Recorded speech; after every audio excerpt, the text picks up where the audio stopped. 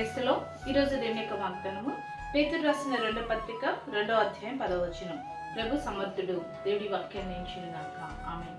అవునండి, మన దేవుడు సమర్థుడు.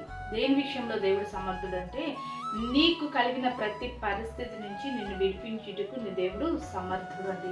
నీకు కలిగిన శ్రమను విడిపించుటకు దేవుడు సమర్థుడు. నీకు కలుగుతున్న ఇబ్బందుల నుంచి విడిపించుటకు దేవుడు సమర్థుడు. నీకున్న ప్రతికూల పరిస్థితి నుంచి విడిపించుటకు దేవుడు సమర్థుడు.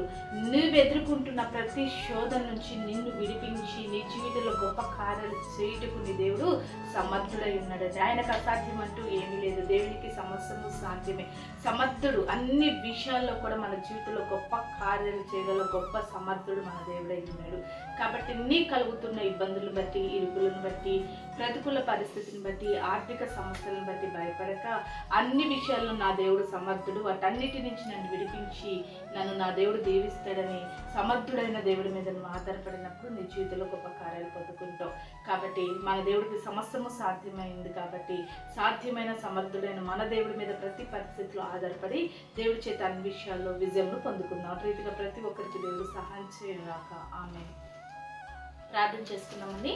సకల ఆశీర్వాదాలు కారణభూతుడైన మా ప్రియ పరలోకపు తండ్రి యొక్క ప్రార్థన చూసిన ప్రతి బిడ్డని జ్ఞాపకం చేసుకొని, ఆయా తండ్రి నా సమస్య నుండి ఎవరు నన్ను విడిపిస్తారు అని కృంగిపోతున్న ప్రతి బిడ్డల్ని నీవు సమర్థుడు అని గ్రహించి ప్రతి పరిస్థితుల్లో నీ మీద ఆధారపడి నీ చేత ప్రతి పరిస్థితి నుంచి తప్పించబడి, విడిపించబడి, రక్షించబడి, కాపాడబడి నీ సాక్షులుగా ఉండేటకు సహాయం చేయమని యేసు నామములో ప్రార్థిస్తున్నాం తండ్రి.